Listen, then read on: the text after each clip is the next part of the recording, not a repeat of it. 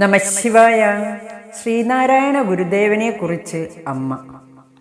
മക്കളെ, ഗുരുദേവനെ പറ്റി പറയുക എന്നാൽ സരസ്വതി ദേവിയുടെ വിദ്യയെ പറ്റി പറയുക എന്ന പോലെയാണ്.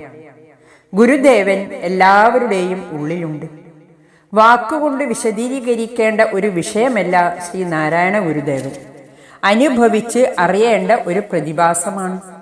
അനുഭവിച്ചാൽ പിന്നെ അത് വാക്കിന് അതീതമാണ്. സത്യത്തെ അസത്യമായും ധർമ്മത്തെ അധർമ്മമായും കരുതുമ്പോഴാണല്ലോ സമൂഹം വഴിതെറ്റിപ്പോകുന്നത്. അങ്ങനെ വഴിതെറ്റാൻ തുടങ്ങിയ സമൂഹത്തെ മുഴുവൻ രക്ഷിച്ച മഹാത്മാവാണ് ഗുരുദേവൻ. വാസ്തവത്തിൽ മറ്റൊരു കുരുക്ഷേത്ര യുദ്ധമായിരുന്നു ഗുരുദേവൻ നയിച്ചത്. പക്ഷേ ആയുധം കൊണ്ടുള്ള യുദ്ധമായിരുന്നില്ല.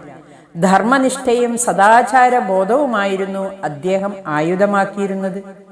അതിൽ ഉറച്ചു നിന്ന് നിശ്ചയദാർഢ്യത്തോടെ തന്നെ അദ്ദേഹം അധർമ്മത്തോടും അനാചാരത്തോടും സമരം ചെയ്തു.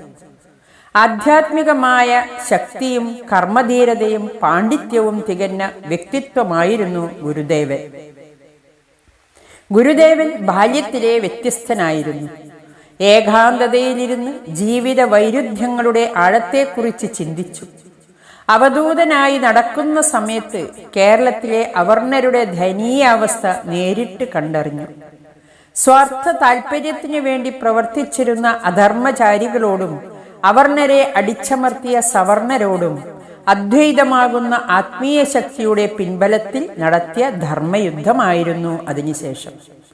ധർമ്മത്തെ രക്ഷിച്ചാൽ ധർമ്മം നമ്മെ രക്ഷിക്കുമെന്നുള്ള സ്മൃതിവാക്യത്തെ സ്വജീവിതത്തിലൂടെ സത്യമാക്കി ഗുരുദേവൻ. സന്യാസത്തെക്കുറിച്ചും സന്യാസിമാർക്ക് സമൂഹത്തോടുള്ള കടമകളെക്കുറിച്ചും ഗുരുദേവന് വ്യക്തമായ കാഴ്ചപ്പാടുണ്ടായിരുന്നു. സന്യാസിമാർ സമൂഹ സേവനം വ്രതമായി സ്വീകരിക്കണം. അതായിരുന്നു അദ്ദേഹത്തിന്റെ മതം. ഏതു കർമ്മം ചെയ്യുമ്പോഴും സന്തോഷമായി ചെയ്യണം. അങ്ങനെ ചെയ്യുന്നവരാണ് യഥാർത്ഥ സന്യാസിമാർ. ആത്മസമർപ്പണമാണ് സന്തോഷത്തിന്റെ രഹസ്യം. സന്യാസിമാർ മമതയില്ലാതെ ധർമ്മം ചെയ്യണം. സമർപ്പണം കൊണ്ട് മാത്രമേ അത് സാധിക്കുകയുള്ളൂ. ഹൃദയം നിറഞ്ഞ കാരുണ്യവും ത്യാഗവും മറ്റുള്ളവരുടെ സുഖത്തിനു വേണ്ടി സ്വന്തം സുഖം ത്യജിച്ചുകൊണ്ടുള്ള സന്തോഷവുമാണ് സന്യാസത്തെ വ്യത്യസ്തവും അതുല്യവുമാക്കുന്നത്. യഥാർത്ഥ സന്യാസിക്കു മാത്രമേ യഥാർത്ഥ മാറ്റം വരുത്തുവാൻ സാധിക്കുകയുള്ളൂ.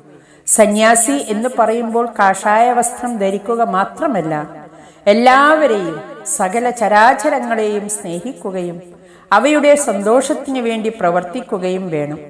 അതായത് ലോകത്തെ ആകെ സ്നേഹിക്കാൻ കഴിയണം എന്നർത്ഥം. ഹരി ഓം നമഃ ശിവായ.